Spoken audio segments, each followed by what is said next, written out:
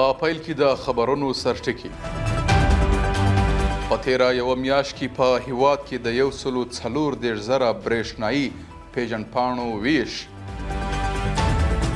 د غور ولایت په شهرک ولسوالۍ کې د 3,300,000 افغانیو په ارزښت د چک بند د جوړېدو چارې تکمیلېدل. او په تخار ولایت کې د نظام ثبات او د خلکو د یووالي او پیوستون تر نامه لاندې مشورتي غونډه جوړېدل. د لوی او مهربانه خدای په سپېڅلي نامه درنو لیدونکو سلام. د نن ورځ خبرونو ته ښه راغلاست. نن شنبه د 1403 کال د تلیا میزان 14مه نیټه ده. زه صادق فروتن یم. دا هم بشپړ خبرونه.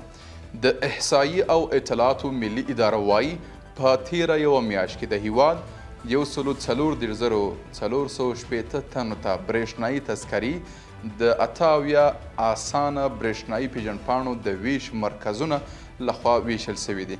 د دې ریاست د معلوماتو له مخې د دغو تذکرو له ډلې څخه تر ټولو ډېر 45,850 قلمه په کابل کې پر غوښتونکو ویشل سوي دي.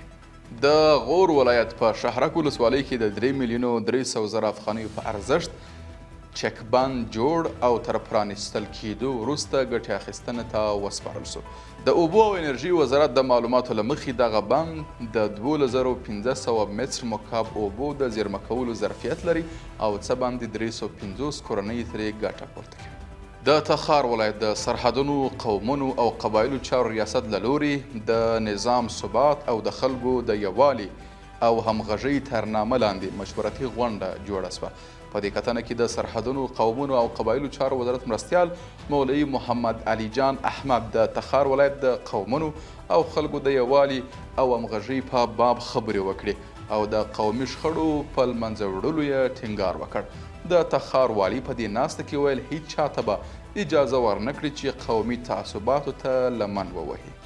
او په پای کې د اطلاعات او فرهنګ وزارت لرغون پیژندونکي په کندهار کې د کوشاني دورې آثارو په پاکولو، بیا رغونه او پیژندلو کار پیل کړ. دغه آثار څه موده مخکې د امنیتي ځواکونو لخوا کشف او د قاچاق مخه یې ونیول سوه. دغه تاریخي آثار به تر پاکولو، بیا رغونې او پیژندنې وروسته په کندهار موزیم کې نندارې ته کېښودل سي. قدرمنو لیدونکو له ملتیا مو مننه.